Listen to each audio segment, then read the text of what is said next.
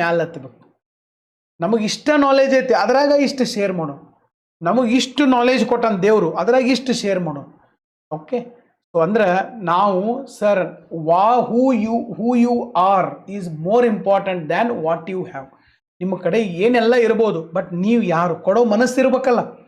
ರತನ್ ಟಾಟಾ ಅವರು ಸರ್ ಅವ್ರಿಗೆ ಬಂದಂಥ ಆದಾಯದಲ್ಲಿ 67% ದಾನ ಮಾಡಿದಾರೆ. ಅವರು ಫ್ರೀಯಾಗಿ ಬಡವರಿಗೆ ಕೊಟ್ಬಿಟ್ಟಿದ್ದಾರೆ.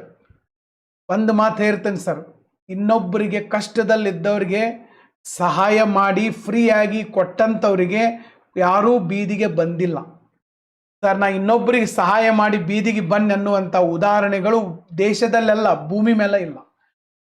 ಓಕೆ, ಅದಕ್ಕಾಗಿ ನೀವು ಎಷ್ಟು ಕೊಡ್ತೀರಿ ಅಷ್ಟು ನೀವು ಬೆಳಿತೀರಿ. ನಾನು ಇಷ್ಟು ಮಂದಿಗೆ ಇಷ್ಟು ಕೊಟ್ಟೆ ಸರ್, ನಾ ಪೂರ್ತಿ ಬಿಕಾರಿ ಆದೆ ಅನ್ನೋ ಉದಾಹರಣೆಗಳಿಲ್ಲ.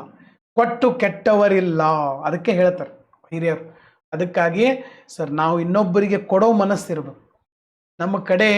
ಓಕೆ, ಸೊ ನಮ್ಮ ಕಡೆ ಐತಂತಲ್ಲ, ನಮ್ಮ ಕಡೆ ಸಾಧ್ಯ ಐತಂತೆ. ಓಕೆ, ಎಲ್ಲರ ಕಡೆನೂ ಇದೆ, ಆದ್ರೆ ಕೊಡೋ ಮನಸ್ಸು ಕೆಲವು ಜನರ ಹತ್ರ ಇದೆ.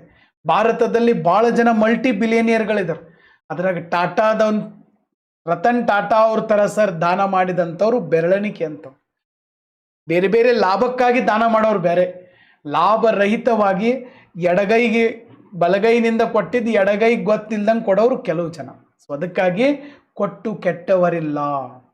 ನನ್ನ ಪಾಯಿಂಟ್ ಅರ್ಥ ಆಗಿದೆ ಅಂತ ನಾನು ಭಾವಿಸ್ತೀನಿ. ಇದ್ದಾಗ ಹೆಚ್ಚಿಗೆ ಇದ್ದಾಗ ಹಂಚ್ಕೊಂಡ್ಬಿಡ್ಬೇಕು, ಮುಗೀತು. ಇಲ್ಲ ಅಂದ್ರೆ ಮತ್ತೆ ಏನು ಮಾಡಕ್ಕೆ ಬರಂಗಿಲ್ಲ. ಇದ್ದಿದ್ರಾಗ ಹಂಚ್ಕೊಳ್ಳೋದನ್ನು ನಾವು ಕಲಿಬೇಕು. ಕೆಲವು ಮಂದಿ ಮೋಸನೂ ಮಾಡ್ಬೋದು, ಇಲ್ಲಂತ ಹೇಳಂಗಿಲ್ಲ. ಒಬ್ರು ಮಾಡ್ತಾರೆ, ಇಬ್ಬರು ಮಾಡ್ತಾರೆ, ಇಡೀ ಜಗತ್ತು ಮೋಸ ಮಾಡೋದಿಲ್ಲ ಸರ್, ನೆನ್ಪಿಟ್ಕೊಂಡ್ಬಿಟ್ರಿ. ನಾವೇನು ಮಾಡ್ತೀವಿ, ಒಬ್ರು ಮೋಸ ಮಾಡಿದ ಕೂಡ ಇಡೀ ಜಗತ್ತನ್ನ ಮೋಸಗಾರ ಅಂತ ನಾವು ತಿಳ್ಕೋದು. That is wrong. ಹೆಂಗೆ ಜಗತ್ತಿನಾಗ ಎಷ್ಟು ದೇಶಗಳದಾವ ನೆಟ್ಟಗೆ ಗೊತ್ತಿಲ್ಲ, ಎಲ್ಲರೂ ಮೋಸಗಾರ ಅಂತ ಹೆಂಗೆ ನಾವು ಡಿಸೈಡ್ ಮಾಡಕ್ಕೆ